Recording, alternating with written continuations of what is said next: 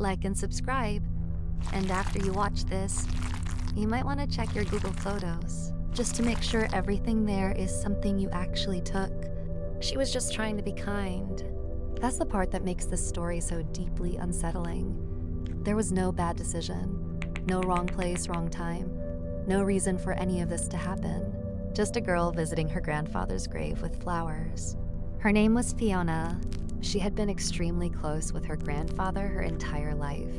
The kind of relationship where you called just to talk about nothing, where his advice was the first thing you sought when life got complicated, where losing him left a gap that nothing else could fill. So she went to visit him. She brought his favorite flowers. She stood at his grave and talked to him the way you do when you miss someone so much that the idea of them being able to hear you is the only thing that helps.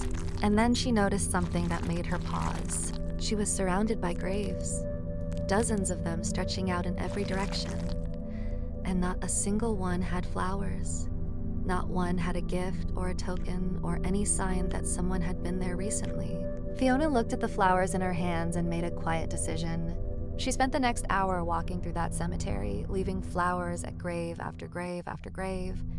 Strangers she had never known, people whose families hadn't visited in who knows how long. She did it because that's who she was. Then she went home, put her phone on the charger, and forgot about that afternoon entirely. Months passed. Life kept moving the way it always does. The visit to the cemetery faded into the background of everything else. One quiet afternoon among hundreds of others, until the night she decided to clean up her phone. You know how it gets. Photos and screenshots and downloaded files piling up over months until your storage is full and you finally sit down to delete everything you don't need.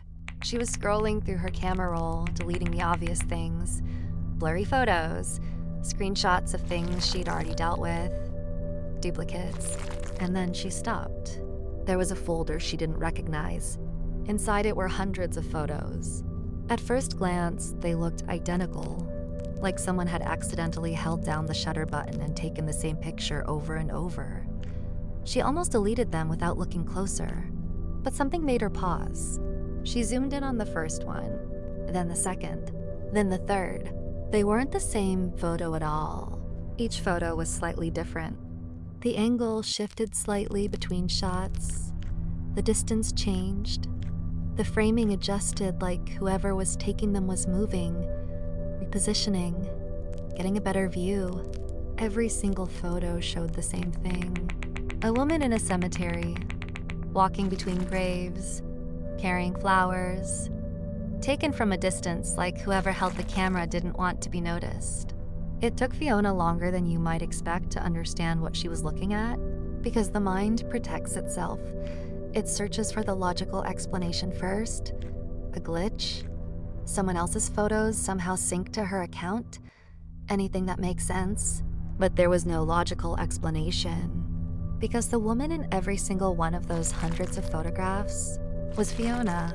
These were photos of her, taken months ago on the day she visited her grandfather's grave, from angles she never saw, from distances that meant whoever took them was standing far enough away to stay out of sight.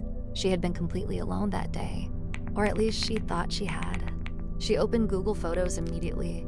If you've never used it, Google Photos does something that most people don't think about. It logs information about every single picture stored there, where it was taken, when it was taken, and most importantly, what device took it, and who uploaded it. She found the photos in her Google account. Hands shaking, she clicked on the details.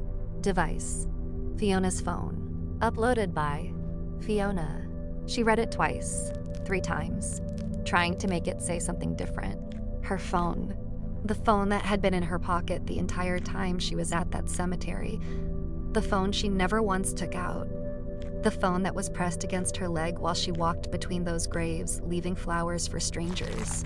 According to Google, her own phone had taken hundreds of photographs of her without her knowledge, and then uploaded them to her account, as if she had done it herself. She went back through everything, trying to find an explanation. Had someone borrowed her phone that day? No. It had been in her pocket the entire time. Could it have been a glitch? Google Photos doesn't glitch like that. It doesn't fabricate device information or invent upload histories. Could someone have accessed her account remotely? Possibly.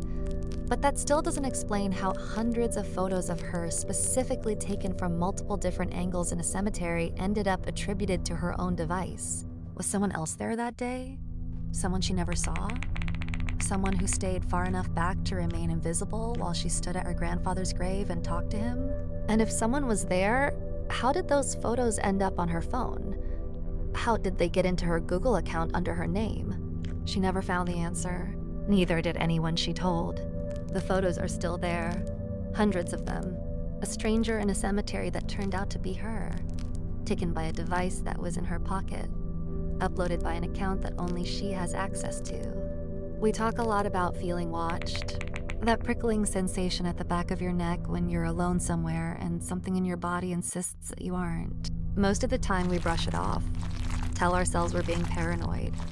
That nobody is there. Fiona felt that way in the cemetery that day. She ignored it. She found out months later that she was right to feel it.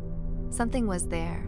Something that used her own phone to document every single move she made, and then hid the evidence inside her own account, where it sat quietly for months, waiting to be found. She visits her grandfather's grave less often now, and when she does go, she never goes alone.